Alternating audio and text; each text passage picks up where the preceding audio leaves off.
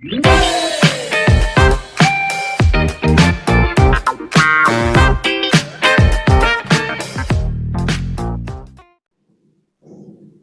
students, once again welcome to our YouTube channel Emoskyre and Sina Tutorials. Students, I'm again present in front of you by taking the chapter first of the standard 11th and third part of the video. Students, in this video we will study about the dimension and its uses. Okay students, ये मैं तीसरा part class 11th के first chapter का तीसरा part लेकर के आपके सामने प्रेजेंट हूँ स्टूडेंट्स। इसमें हम लोग स्टडी करेंगे कि डायमेंशन होता क्या है एंड डायमेंशन के यूजेस क्या हैं। ओके गाइस, तो स्टार्ट करते हैं हम लोग।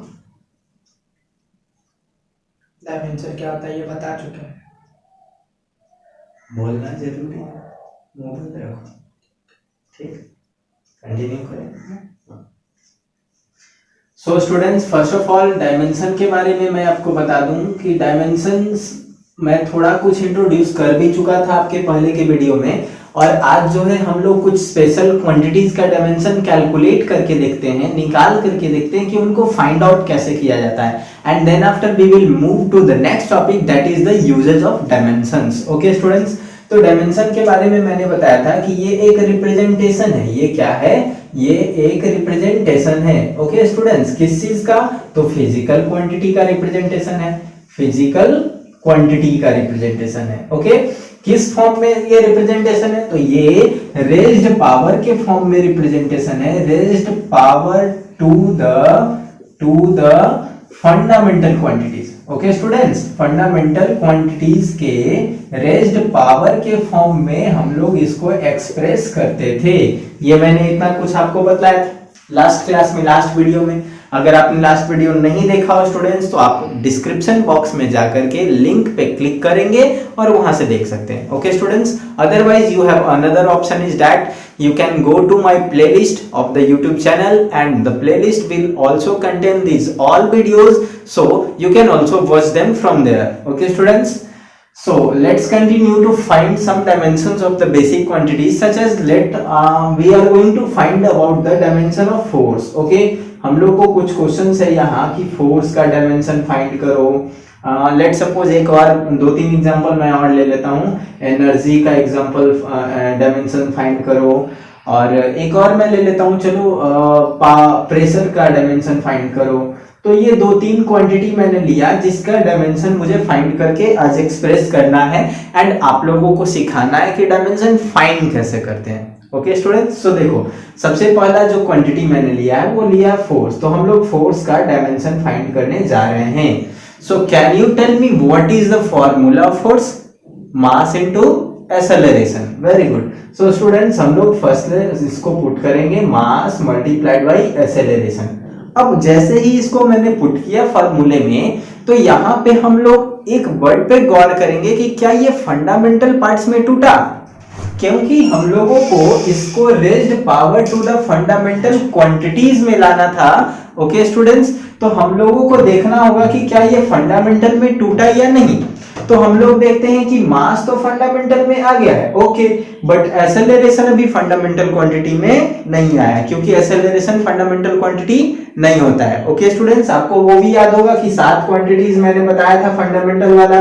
कौन कौन सा याद अगर नहीं है तो मैं थोड़ा सा फिर से एक्सप्लेन कर देता हूं आपको कि सबसे पहला क्वांटिटी लेंथ होता है, दूसरा क्वांटिटी मास होता है, तीसरा क्वांटिटी स्टूडेंट्स टाइम होता है, फोर्थ क्वांटिटी स्टूडेंट्स टेम्परेचर होता है, फिफ्थ क्वांटिटी इलेक्ट्रिक करंट होता है, ठीक है, electric current, sixth quantity luminous intensity होता है, okay, and seventh quantity amount of substance होता है। तो अगर इन चीजों के टर्म में एक्सप्रेस हो गया देन इट इज ओके। अगर एक्सप्रेस नहीं हुआ है तो हम लोग तब तक उसको तोड़ते जाएंगे जब तक हम लोग इसको फंडामेंटल में ना पहुंचा दे। ओके स्टूडेंट्स, तो यू कैन सी हियर, जब मैंने फोर्स को मास इनटू एक्सेलरेशन में तोड़ा तो मास तो इससे मैच कर रहा है, देखो इसके किसी एक क्वांटिटी से, इसका मतलब मास फंडामेंटल में आ गया, बट एक्सेलरेशन अभी नहीं आया है। ओके स्टूडेंट्स, तो एक्सेलरेशन को और मैं तोड़ूंगा तो इसको लिखूंगा mass into acceleration is equal to होता है rate of change of velocity, मतलब velocity by time. Okay students,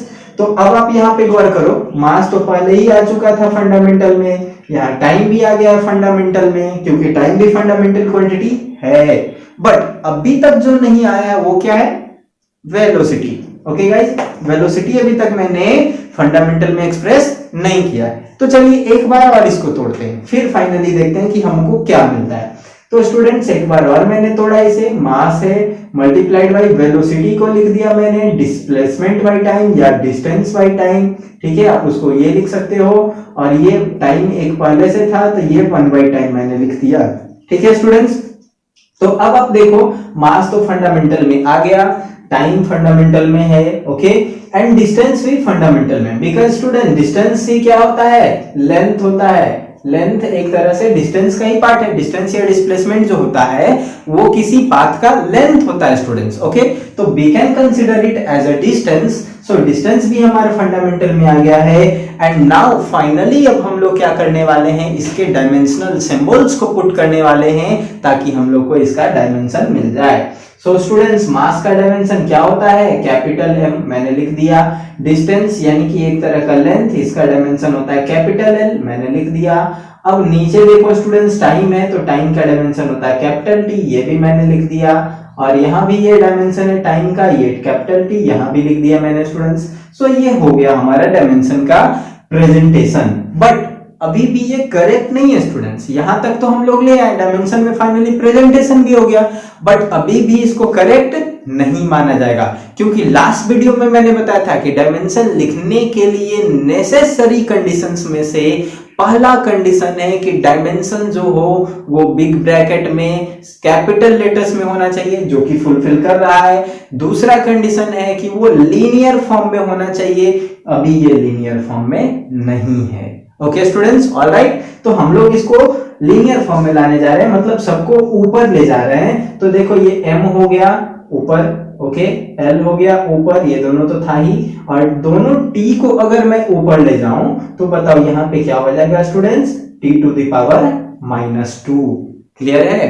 अब t टू द पावर -2 हो गया, क्योंकि देखो कोई भी क्वांटिटी अगर अगर डिविडेंड से ऊपर होकर के ले जाया जाता है तो ऊपर ले जाया जाता है तो उसमें पावर क्या हो जाता है, -1। दैट्स व्हाई इसका -1 और इसका -1 मैंने -2 लिखा। लास्ट स्टेप में क्या करना है स्टूडेंट्स कि इसी को मिला करके एक साथ लिख देना है, then this will be your final answer mlt-2। So students you can say that the dimension of force is mlt-2। I hope so it is clear now. Let's move to the another question which is energy. So student अब हम लोग energy का dimension find out करते हैं और energy के लिए express करते हैं कि इसका डायमेंशन कैसे होगा।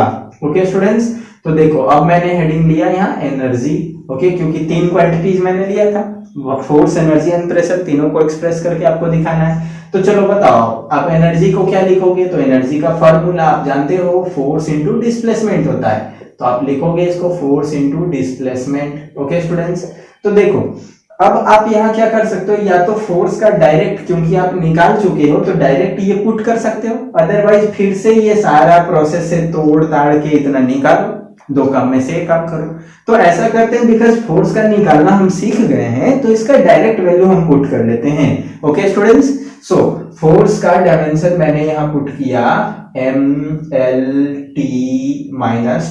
ओके स्टूडेंट्स, हाँ वन मोर थिंग यहाँ पे आप ध्यान दोगे कि इसको mlt का स्क्वायर नहीं पढ़ेंगे, ऐसे स्क्वायर या क्यूब नहीं पढ़ा जाता है। यहाँ पे जो पावर रिप्रेजेंट किया हुआ रहेगा उसको -2, -3 या 2, 3 ऐसे करके ही इसको पढ़ना है। ओके स्टूडेंट्स, तो इसको मैंने लिख दिया। नेक्स्ट है डिस्प्लेसमेंट। तो डिस्प्लेसमेंट मैंने बताया कि डिस्टेंस या डिस्प्लेसमेंट लेंथ के जैसा का क्वांटिटी है, तो इसका डायमेंशन हो जाएगा कैपिटल एल। अब स्टूडेंट्स फाइनली इसको मर्ज कर दो तो ये हो गया ml2t-2। क्लियर है students, this is the answer of the dimension of energy. Okay students, so lastly हम लोग मूव करते हैं अपने तीसरे पॉइंट पे जो है प्रेशर। तो प्रेशर का डायमेंशन फाइंड आउट करके देखते हैं। तो बताओ मुझे प्रेशर का क्या फॉर्मूला आप लोग अभी तक पढ़ते आए हो। सो प्रेशर का फॉर्मूला आपने पढ़ा है फोर्स अपॉन एरिया। क्या पढ़ा है, force upon area. Okay students, तो फोर्स का डायमेंशन आपको गिवन है या आप निकाल चुके हो पहले, तो आप उसको पुट कर दो mlt-2। ओके, अब बाई एरिया है तो एरिया का डायमेंशन होता है स्टूडेंट लेंथ इनटू ब्रेथ करके आप एरिया निकाल सकते हो कि एरिया इज इक्वल टू जो होता है वो होता है लेंथ इनटू ब्रेथ। तो लेंथ का भी डायमेंशन कैपिटल एल होगा, ब्रेथ का भी डायमेंशन कैपिटल एल होगा, बिकॉज लेंथ ब्रेथ सेम तरह के कंपोनेंट्स है। तो ये हो जाएगा L2। तो हम लोग क्या करेंगे स्टूडेंट्स, यहाँ L2 लिख देंगे। अब बताओ क्या ये लीनियर हो गया? नहीं हुआ। तो लीनियर करने के लिए भी हम लोग L को ऊपर ले जाएंगे स्टूडेंट्स। तो अब ये क्या बन जाएगा, M और L ऊपर जाएगा। तो यहाँ L का पावर 1 था और इसका पावर ऊपर जाकर के -2 हो जाएगा, मतलब 1 - 2 हो जाएगा students. And t to the power -2 तो है ही। अब फाइनली हम लोग को क्या करना है, इसको एक सिंगल फॉर्म में एक्सप्रेस कर देना है। तो ये हो जाएगा m l - 1 t - 2। Okay students, so this will be your final answer for the dimension of pressure. I hope so guys कि आप इसको अच्छे से समझ गए होंगे। You can take a screenshot of this and now we will move to the another some examples or another properties of the dimensions. Okay students, so I am going to erase it. You can take a screenshot. Okay students, so let's take some another example of some difficult situations. Okay students, जैसे कुछ easy examples तो मैंने आपको लेकर दिखा दिया कि energy का क्या होता है, फोर्स का क्या होता है। ओके, बट एक कुछ क्रिटिकल सिचुएशन लेते हैं, एक थोड़ा सा डिफरेंट सिचुएशन लेते हैं एंड उसमें हम लोग कैलकुलेट करके देखते हैं कि डायमेंशन कैसे होता है। ओके स्टूडेंट्स, सो आप देखो यहाँ पे मैं जो क्वेश्चन लेने वाला हूँ वो क्या ले रहा हूँ, find the dimension of universal gravitational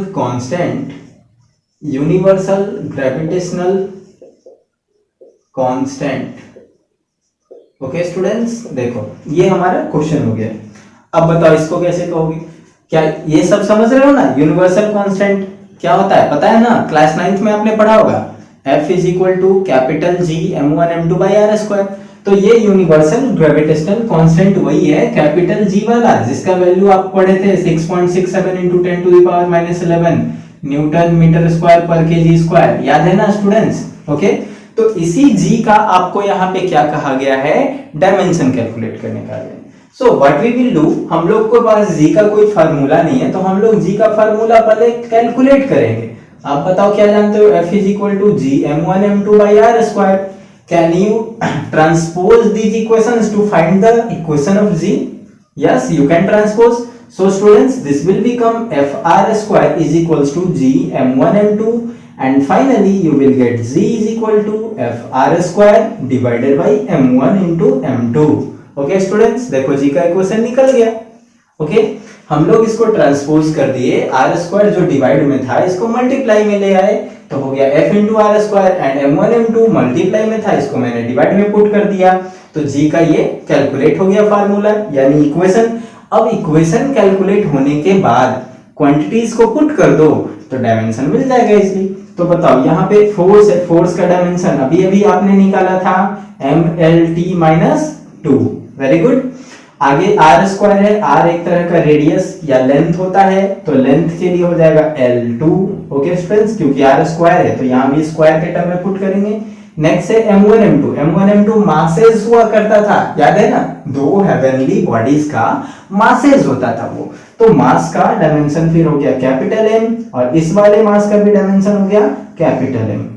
clear है स्टूडेंट्स? अब इसको बस एक लीनियर फॉर्म में लाएंगे and then we will have the answer. Okay, so answer क्या हो जाएगा? देखो यहाँ m ऊपर ले जाएंगे तो यहाँ तो पहले से mLT-2 है, यहाँ पे L2 है और ये m ऊपर चला जाएगा तो m का पावर -2 हो जाएगा।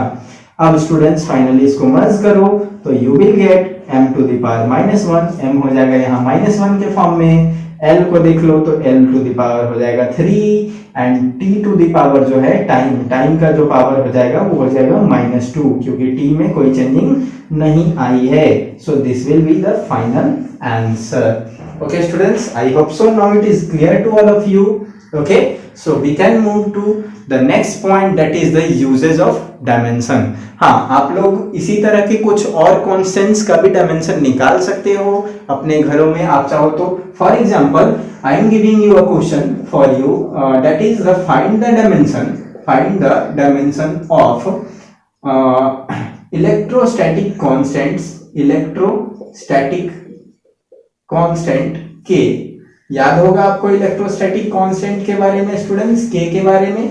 ओके, नहीं याद है तो मैं थोड़ा सा हिंट कर देता हूं, जो आप फोर्स इज इक्वल टू पढ़े थे के Q1 Q2 by R square, दो चार्जेस के अट्रैक्शन या रिपल्सन के रिगार्डिंग ये होता था। और इस के का वैल्यू भी ये बता दूं आपको स्टूडेंट्स, ये 9 इंटू 10 टू द पावर 9 होता था। ओके, तो वही वाला के है और इस के का डायमेंशन मैंने आपको फाइंड करने दिया है, तो आप फाइंड करके देखना।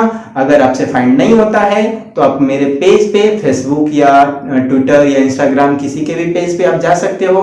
पेज का आईडी मैंने आपको बताया हुआ है कि either fb.com/mo_square ये लिख देना है। अगर FB नहीं, आप इंस्टा चलाते हो तो insta.com/mo_square, ट्विटर चलाते हो तो twitter.com/mo_square, इन तीनों में से किसी भी आईडी पे जाकर के आप वहां पे भी ये सवाल दोबारा से कर सकते हो स्टूडेंट्स। ओके, या फिर मैं नेक्स्ट वीडियो में इसका आंसर आपको बताऊंगा, तो आप इस चीज का डायमेंशन फाइंड करके देखोगे कि क्या आप उसके फाइंड करने के एबल हो पा रहे हो या नहीं, आपने इस कंटेंट को अच्छे से समझा है या नहीं। ओके स्टूडेंट्स, सो आगे मूव करते हैं यूजेज ऑफ डायमेंशन पे। तो मैं इसको इरेज कर रहा हूं, you can take a screenshot. So students, as coming to our next topic, that is uses of dimension, we can write here the uses of dimensions। मतलब डायमेंशन जो हम लोग पढ़ रहे हैं इसका हमारा यूजेस कहाँ पर है, इस चीज को अब हम लोग यहाँ जानते हैं।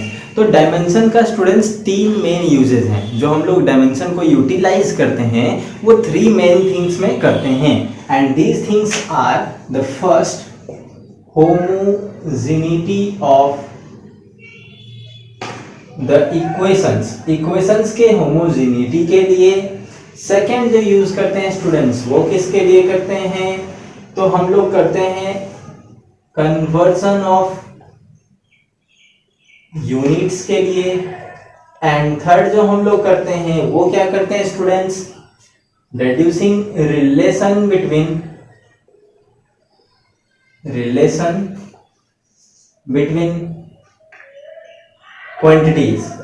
क्वांटिटीज के बीच कुछ रिलेशंस फाइंड करने के लिए। ओके, अब हम क्या करने वाले हैं, अब तीनों को एक एक करके एक्सप्लेन करने वाले हैं स्टूडेंट्स। बट बीच में मैं थोड़ा सा बता दूं कि अगर आप चैनल पे न्यू हो स्टूडेंट्स तो चैनल को सब्सक्राइब कर लेना एंड वीडियो को लाइक कर देना। ओके स्टूडेंट्स, एंड हो सके अगर तो अपने फ्रेंड्स के पास भी इसको शेयर करना ताकि वो भी जो है इस चीज से कुछ सीख सकें। तो आगे कंटिन्यू करते हैं students.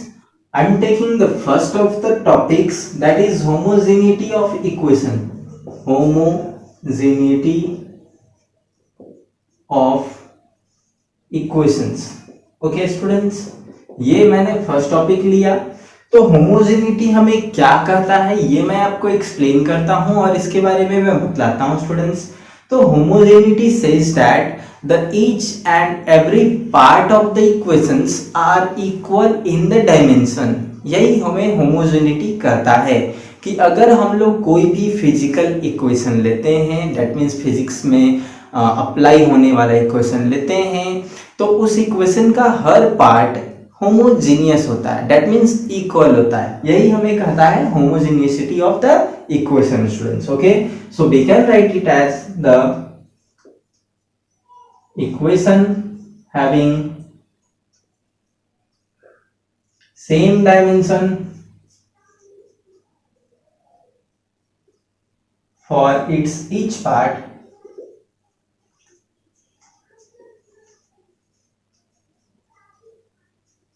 is termed as homogeneity of the equation.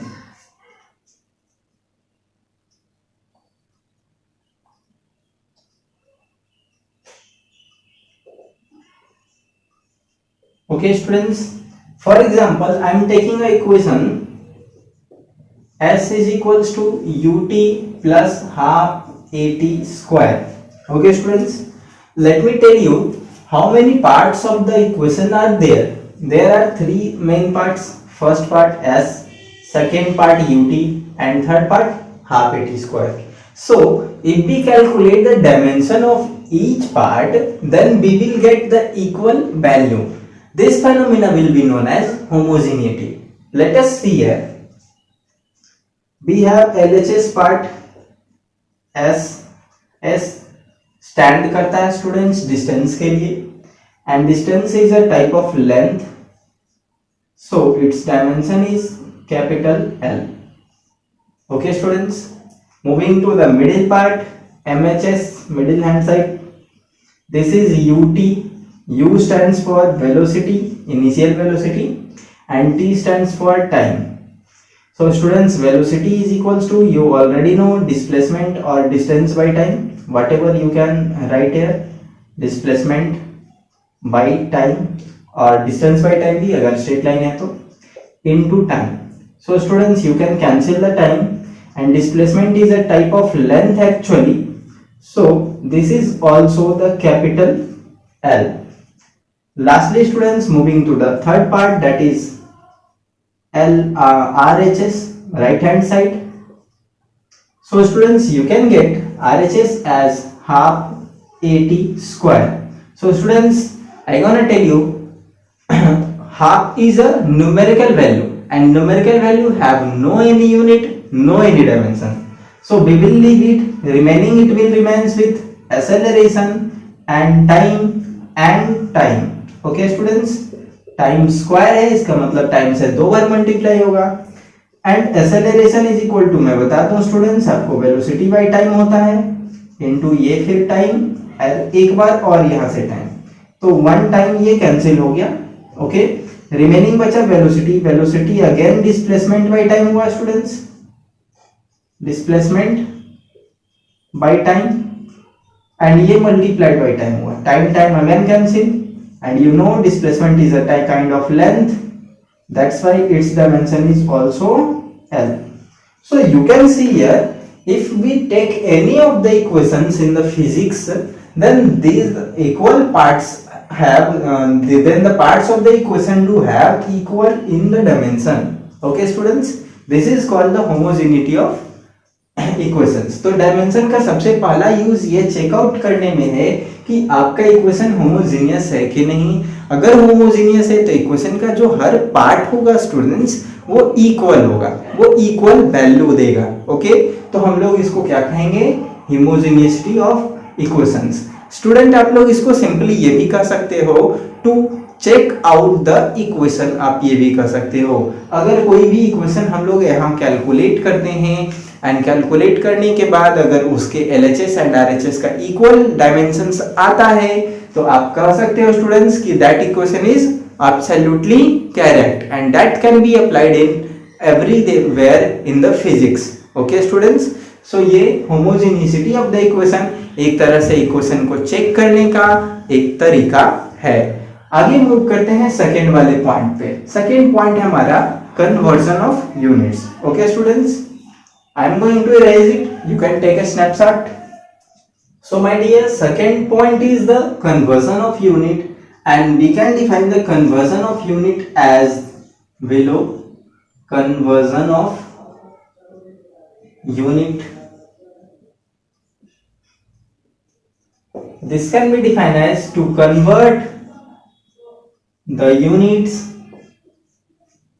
from one system to another system, one system to another system,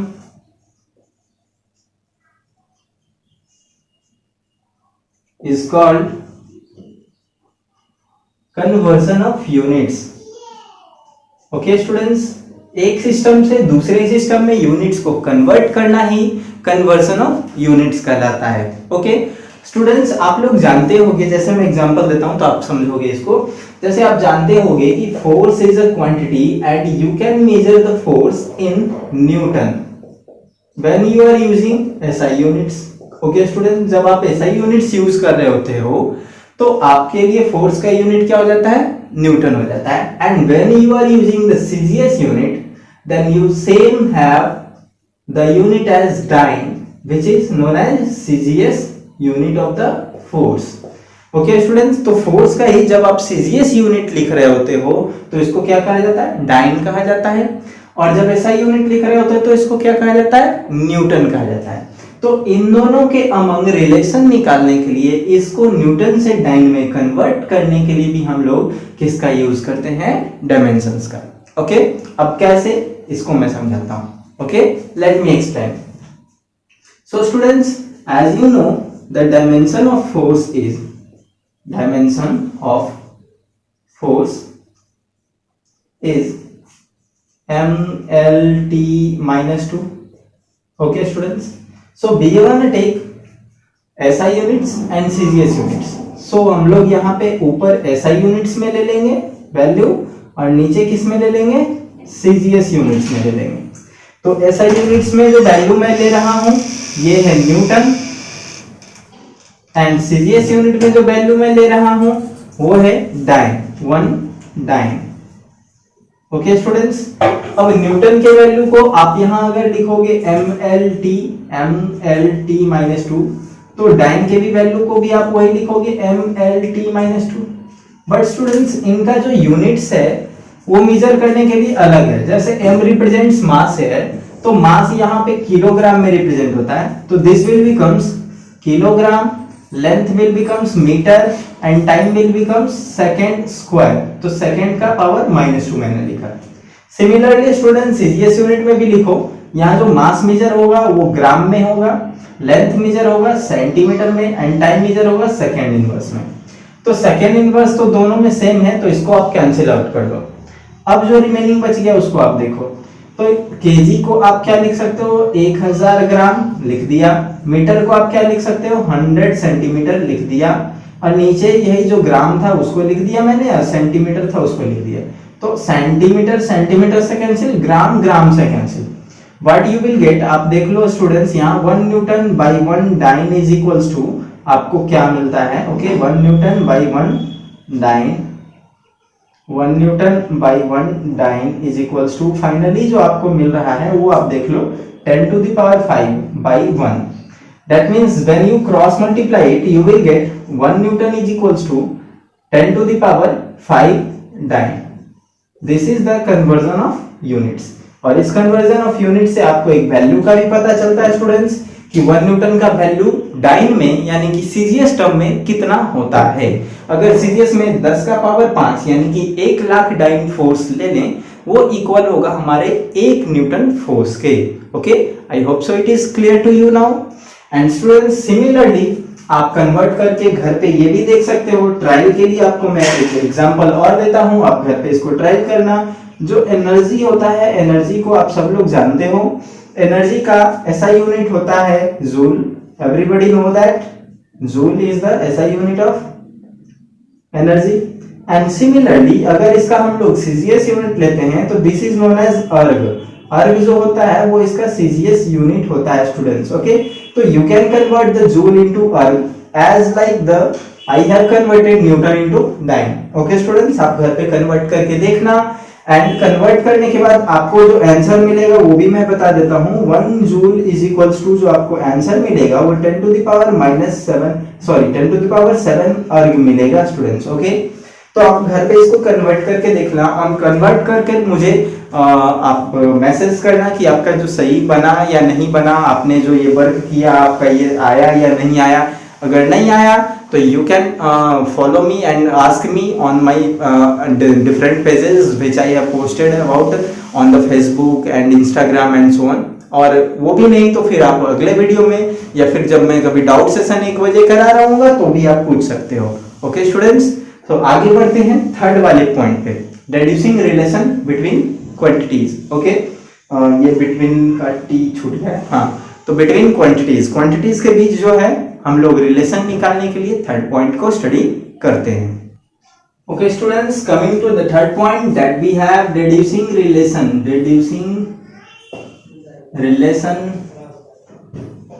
between quantities.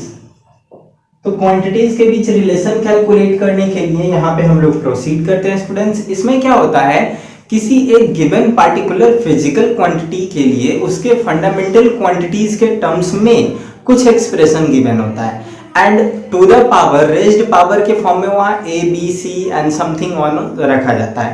तो हम लोगों को क्या करना होता है स्टूडेंट्स कि यहाँ पे ABC का वैल्यू कैलकुलेट करना होता है कि कैसे वो एक दूसरे से रिलेट करता है इस को लेकर के। ओके, जैसे मैं एक एग्जांपल लेता हूं तो आपको क्लियर होगा आपको। पहले मैं इसको डिफाइन कर लूं। आप यहाँ पे डिफाइन करके कह सकते हो कि to find the unknown powers of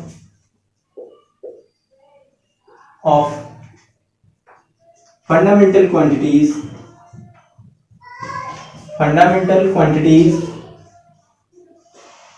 relating with the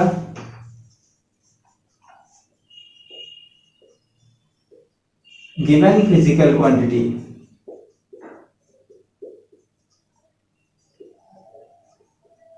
is known as deducing relation between quantity।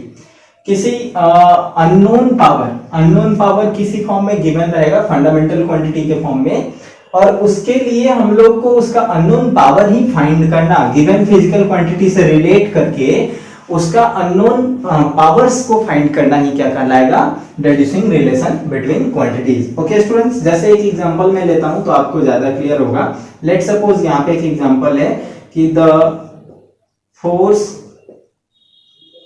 is expressed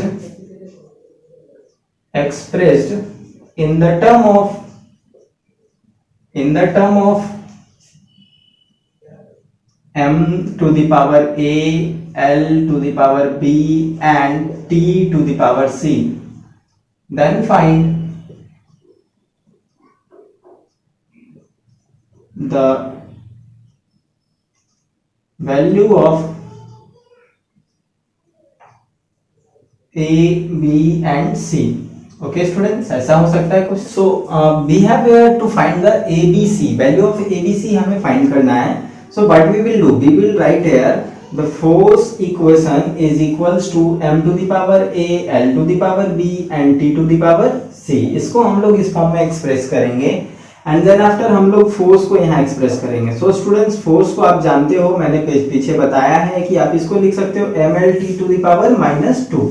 तो जैसे ही आप इसको लिखोगे m to the power a, l to the power b and t to the power c के comparison में you will get the a is equals to 1, a का value यहाँ पे 1 आ जाता है, b का वैल्यू भी आप देखोगे कि यहाँ 1 आ जाता है एंड c का वैल्यू क्या आ जाता है कंपेयर करने पे -2 आ जाता है स्टूडेंट्स। तो इस तरह से हम लोग ABC का वैल्यूज फाइंड कर सकते हैं। ओके, तो ABC का वैल्यू फाइंड करना यहाँ पे इजी हो गया। अब आपको लेट सपोज कि इसी में कोई एक और क्वेश्चन दे दिया होता और इसी में एक क्वेश्चन और देकर के आपको ये कर दिया होता, ओके स्टूडेंट्स, कि आप इसी में मुझे बताओ कि m to the power a और l to the power a plus b and t to the power c किसको डिनोट करेगा। Okay, this term then find given term this denotes what,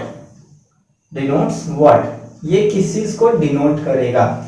okay, अब ऐसा क्वेश्चन दे दिया इसी में, तो अब हम लोग क्या करेंगे, बिकॉज हमें ABC का तो वैल्यू मिल चुका है, तो हम लोग पुट आउट करके देखेंगे कि वो किस क्वांटिटी को दे सकता है गिवन में। ओके स्टूडेंट्स, तो यहाँ है हमारा given m to the power a, l to the power a plus b and t to the power c है। सो हम लोग इसमें पुट आउट करेंगे तो students we can get m to the power a, मतलब m का power सिर्फ 1 हो जाएगा बिकॉज a का वैल्यू 1 है, सिर्फ 1। L to the power a plus b है तो a प्लस b यानी 1 प्लस 1 यानी l का पावर 2 हो जाएगा students, and t to the power -2 है यानी कि c, तो t टू द पावर यहाँ भी -2 आ जाएगा। So you can look here कि ये एक तरह का टर्म मुझे रिलेटेड लग रहा है कि mLT-2 multiply by l type ये कुछ कंडीशन बना है ना स्टूडेंट्स, तभी तो l मिलकर के l टू द पावर 2 हो गया।